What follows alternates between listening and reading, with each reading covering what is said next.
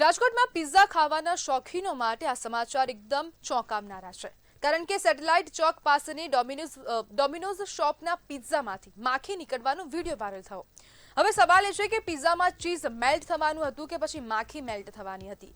ગ્રાહકે પિઝામાં માખી જોઈને ફરિયાદ કરી તો વેપારીનો જવાબ આવ્યો, માખી તો ઉપરથી પડી હશે. પરંતુ ગ્રાહકનો દાવો છે કે માખી મેલ્ટ થયેલી છે, એટલે કે પિઝા બનાવતી વખતે જ અંદર ગઈ હોવી જોઈએ. અહીં સવાલ માત્ર એક માખીનો નથી, સવાલ છે ગ્રાહકના આરોગ્ય અને ફૂડ સેફ્ટીના નિયમોનો. જે પિઝા ખાવા માટે ગ્રાહક રૂપિયા ચૂકવી રહ્યો છે, તેમાં જો જીવાત નીકળે તો જવાબદારી કોની? વધુ રસપ્રદ વાત એ છે કે આરોગ્ય અધિકારી કહી રહ્યા છે કે અમારી પાસે હજુ ફરિયાદ આવી નથી, ફરિયાદ આવશે તો જ અમે વિડીયોના આધારે તપાસ કરીશું. અરે સાહેબ, વિડીયો તો સામે છે ને, હવે ફરિયાદની રાહ જોવાની જરૂર કેમ છે? ગ્રાહકના પેટમાં માખી જાય પછી કાર્યવાહી કરશો કે પિઝામાંથી માખી નીકળે ત્યારે તમે જાગશો? ક્વોલિટીના દાવા વચ્ચે આ ઘટના ફૂડ સેફ્ટી સિસ્ટમ પર મોટો સવાલ ઊભો કરે છે. આ ઘટના વારંવાર બનતી આવી છે. રાજ્યનું કોઈ પણ પિઝા સેન્ટર હોય ત્યાં આવા પ્રકારની ઘટના બની હોય છે. અગાઉ પણ લાપિનોઝ ચર્ચામાં આવ્યું હતું, મેકડોનલ્ડ્સ પણ ચર્ચામાં આવી ચૂક્યું છે, પિઝા હટ ચર્ચામાં આવી ચૂક્યું છે.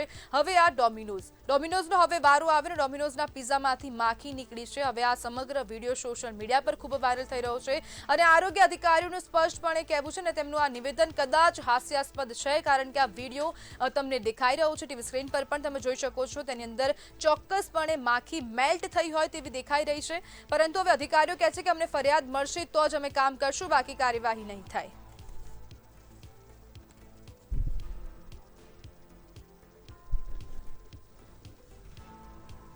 અને આજ મુદ્દે આપણી સાથે ચર્ચા કરવા માટે ગ્રાહક પંચાયતના સભ્ય અભય શાહ જોડાઈ ગયા છે. અભયભાઈ, આ બનાવ પર આપની શું પ્રતિક્રિયા?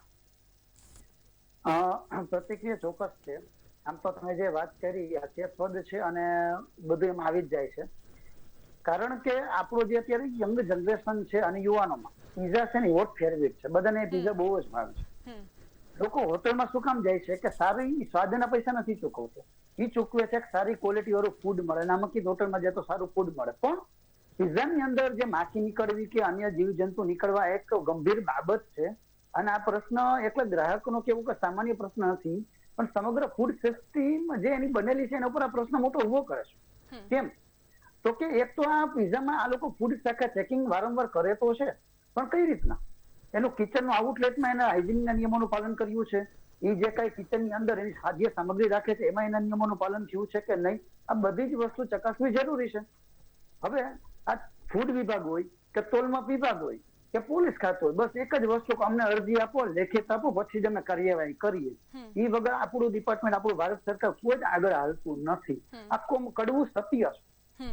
અત્યારે જે પ્રશ્ન ઉભો થયો છે પિઝામાં એમાં અવારનવાર આવા કિસ્સાઓ બનેલા, તો ફૂડ સેફ્ટી ડિપાર્ટમેન્ટ એક જ વસ્તુ કરવાની જરૂર છે કે જે કઈ કિચન બનેલા છે એની ફૂડની હાઇજીનિકના જે નિયમોનું પાલન થાય છે એ ચેક કરવાનું થાય, અને સમયાંતરે સરફેસ ચેકિંગ થાય ફરિયાદીની રાહ જોયા વગર, એ ઈચ્છનીય છે. અભયભાઈ, અહીંયા એક તો પ્રોબ્લેમ છે કે આ લોકો કામ નથી કરતા, એટલે તો ભાઈ માખીઓ નીકળે છે પિઝામાંથી. તો એ લોકો પાસેથી શું આશા રાખવી આપણે ફૂડ અધિકારીઓની પાસેથી કે એ લોકો સરપ્રાઇઝ ચેકિંગ કરશે? નોર્મલ ચેકિંગ તો કરતા નથી, સરપ્રાઇઝ ચેકિંગ શું કરવાના? આ લોકો એ કાંઈ જ નહીં કરે. રાજકોટની અંદર અવારનવાર કીધેલું છે, રાજકોટમાં એક ફૂડ સેફ્ટી વાન આટા મારે. ભાવનગરની અંદર જયારે અમે એક સાયબર ક્રાઇમ ઉપર સેમિનાર કર્યો ત્યારે ફૂડ સેફ્ટી ઇન્સ્પેક્ટર એક લેડીઝ આવેલા, નામ જાહેર નહીં કરું, એ લેડીઝે બધા છોકરાઓને સમજાવ્યું, 10મા ધોરણ 9મા ધોરણના છોકરા, બેટા છોકરા પ્રોટીન નો ખવાય, આ વસ્તુ ના ખાવી જોઈએ, એમાં આ નો મળે તે ના મળે. છોકરાને બધાને ઉપર થઈ ગયું. બેન વયા ગયા, 2 મિનિટ બોલીને મેં પૂછ્યું સાહેબ શું સમજાવવાનું છોકરાઓને? કઈ જ નથી. કહેવાનો તાત્પર્ય એક જ છે, કાગળ ઉપર આ લોકોને કામગીરી બતાવી છે, હકીકતમાં શું છે વરવું દ્રષ્ટિ એ લોકો જોતા નથી. બીજા નંબરમાં આ લોકો કોર્ટમાં કદાચ કેસ કરશે ને તો 10-20 વર્ષ કેસ ચાલશે.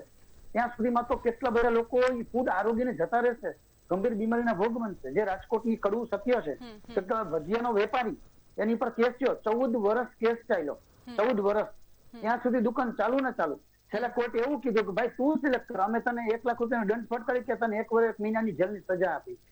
કોર્ટે કીધું સાહેબ હું લાખ રૂપિયા દંડ ભરી દઉં, ના 1 મહિનાની જેલની સજા સ્વીકાર લીધી, લાખ રૂપિયા કે નહીં ભરું. 14 વર્ષ એની દુકાન ચાલુ રહે. તો જો તમને જયારે ફૂડ સેમ્પલ ફેલ ગયું એની ઉપર કોર્ટ કેસ થયો, દુકાન સીલ કેમ નથી થતી? આ લોકો ખાલી દંડ કરીને છૂટી જાય છે, છાપામાં ફોટા આપે, વિડીયો આપે, એની કામગીરી બતાવે, પણ એને સીલ નથી કરતા. કેમ એવું? અને બીજા નંબર રાજકારણીમાં મોટું ભાગ ભજવે છે કોર્પોરેટર કે ધારાસભ્ય, એમએલએ. આવી જગ્યાએ નાના મોટા લાગરોગને કારણે અધિકારીઓને દબાવવામાં આવે છે, અને આ કેસમાં આ લોકો કોઈ જ કરી શકતા નથી. જી બિલકુલ અભયભાઈ, જોડાવા બદલ આપનો આભાર.